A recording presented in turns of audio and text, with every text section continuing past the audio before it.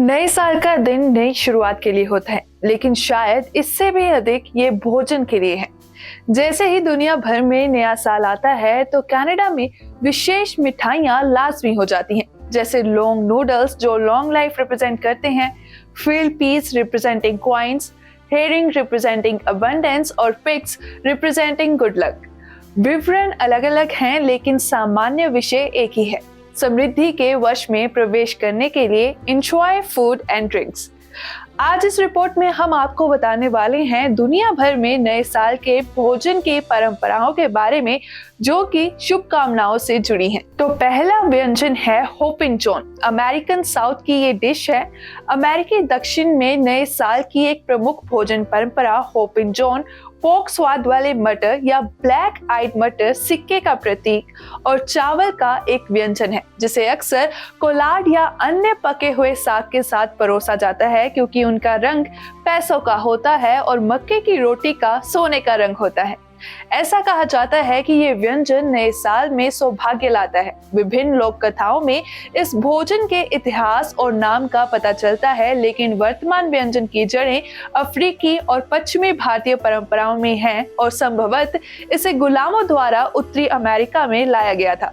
होपिन John के लिए एक नुस्खा 1847 की शुरुआत में सारा रटेल्स की द कैरोलिना हाउसवाइफ में दिखाई देता है और सदियों से घरेलू और पेशेवर शेफ द्वारा इसकी दोबारा व्याख्या की गई है। कथित तौर पर इस व्यंजन को इसका नाम चार्ल्सटन दक्षिण कैरोलिना में मिला और ये लो कंट्री खाना पकाने का एक वास्तविक प्रधान व्यंजन है। दूसरा व्यंजन है 12 ग्रेप्स, जो स्पेन में बनाया जाता है। स्पेन के लोग पारंपरिक रूप से मैड्रिड के पुएर्टा डेल सोल से प्रसारण देखते हैं, जहां नए साल का जश्न मनाने के लिए मौज मस्ती करने वाले लोग चौक के घंटाघर के सामने इकट्ठा होते हैं। चौक में बाहर रहने वाले और घर पर देखने वाले लोग एक असामान्य वार्षिक परंपरा में भाग लेते हैं। आधी रात के समय वो घड़ी की प्रत्येक ध्वनि के लिए एक अंगूर खाते हैं। कुछ लोग अपने अंगूर भी तैयार करते हैं, उन्हें छीलते हैं और बीज बोते हैं, ये सुनिश्चित करने के लिए कि आधी रात आने पर वे यथासंभव कुशल होंगे। ये प्रथा 20वीं सदी के अंत में शुरू हुई और कथित तौर पर देश के दक्षिणी भाग में भरपूर फसल वाले अंगूर उत्पादकों द्वारा इसके बारे में सोचा गया। तब से ये परंपरा कई स्पेनिश भाषी देशों में फैल गई है। तीसरा व्यंजन है टमालेस, जो मैक्सिको में बनाया जाता है। टमालेस मक्के का आटा जो मांस, पनीर और अन्य स्वादिष्ट चीजों से भरा होता है और केले के पत्ते या मक्के की भूसी में लपेटा जाता है। मैक्सिको में लगभग हर विशेष अवसर पर दिखाई देता है, लेकिन छुट्टियों का मौसम भोजन के लिए विशेष रूप से पसंदीदा समय होता है। कई परिवारों में महिलाओं के समूह सैकड़ों छोटे पैकेट बनाने के लिए इकट्ठा होते हैं। प्रत्येक व्यक्ति खाना पकाने की प्रक्रिया के एक पहलू का प्रभारी होता है, दोस्तों, परिवार और पड़ोसियों को सौंपने के लिए। नए साल पर इसे अक्सर मेन्यूडो, एक ट्रिप और होमनी सूप के साथ परोसा जाता है, जो हैंगओवर के लिए मशहूर है। जो लोग बड़ी मैक्सिकन आबादी वाले शहरों में रहते हैं, उन्हें नए साल की पूर्व संध्या और दिन के लिए टमालेस बेचने वाले रेस्टोरेंट्स ढूंढने में ज्यादा परेशानी नहीं होनी चाहिए। मैक्सिको सिटी में उबले हुए टमालेस दिन रात सड़क के किनारों पर विक्रेताओं से बेचे जाते हैं। चौथा व्यंजन है ओलिया बोलेन। नेदरलैंड में तले हुए तेल के गोले या ओलिया बोलेन सड़क पर गाड़ियों द्वारा बेचे जाते हैं और पारंपरिक रूप से नए साल की पूर्व संध्या और विशेष उत्सव मेलों में इसका सेवन किया जाता है। वे डोनट जैसे पकोड़े हैं, जो कि किशमिश या किशमिश के साथ आटे के एक स्कूप को डीप फ्रायर में डालकर और फिर पाउडर चीनी के साथ छिड़क कर बनाए जाते हैं। अगर आप एम्स्टर्डम में हैं तो सड़क पर गर्म तली हुई ओलिया बोलेन के पैकेट बेचने वाले ओलिया बोलेन क्रॉम्स छोटे अस्थायी झोपड़ियों या ट्रेलरों पर नजर रखें। पांचवा व्यंजन है मार्सा पेंचवाइन और ग्लक्चवाइन। ऑस्ट्रिया और जर्मनी में इसे बनाया जाता है। ऑस्ट्रिया और पड़ोसी जर्मनी नए साल की पूर्व संध्या को सिल्वेस्टर बैंड या सेंट सिल्वेस्टर की पूर्व संध्या कहते हैं। ऑस्ट्रियाई मौज मस्ती करने वाले लोग दालचीनी और मसालों के साथ एक रेड वाइन पंच पीते हैं। रात के खाने के लिए दूध पीते हैं, सुअर खाते हैं और मेज को मार्ज़ापेन से बने छोटे सुअरों से सजाते हैं, जिन्हें मार्ज़ापेनश्वाइन कहा जाता है। गुडलक पिग या ग्लक्सश्वाइन, जो सभी प्रकार की चीजों से बने होते हैं, ऑस्ट्रिया और जर्मनी दोनों में आम उपहार है। छठा व्यंजन है सोबा नूडल्स, जो जापान में बनाया जाता है। जापानी घरों में परिवार नए साल की पूर्व संध्या पर आधी रात को एक प्रकार का अनाज सोबा नूडल्स या टोशिकोशी सोबा खाते हैं, ताकि बीते साल को विदाई दी जा सके और आने वाले साल का स्वागत किया जा सके। यह परंपरा 17वीं शताब्दी से चली आ रही है और लंबे नूडल्स दीर्घायु और समृद्धि का प्रतीक माने जाते हैं।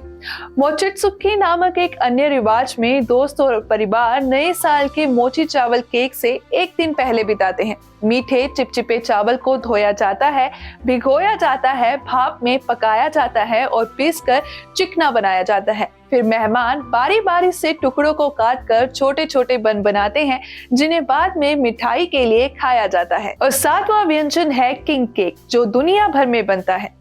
नए साल के केक की परंपरा अनगिनत संस्कृतियों तक फैली हुई है। यूनानियों के पास वासिलो पिटा है, फ्रेंच के पास गैटो या गैलेट डे रोयस है, मैक्सिकन लोगों के पास रोस्का डे रेस है और बुल्गारियाई लोगों के पास बनित्सा है। अधिकांश केक नए साल की पूर्व संध्या पर आधी रात को खाए जाते हैं। हालांकि कुछ संस्कृतियां क्रिसमस या एपिफेनी 6 जनवरी को अपना केक काटती हैं और इसमें एक छिपा हुआ सोने का सिक्का या आकृति शामिल होती है, जो कि उनके टुकड़े में इसे पाने वाले के लिए एक समृद्ध वर्ष का प्रतीक मानी जाती है। आठवां व्यंजन है कोर्टेचिनो कॉन लिटेंची, जो नए साल के अवसर पर इटली में प्रसिद्ध है।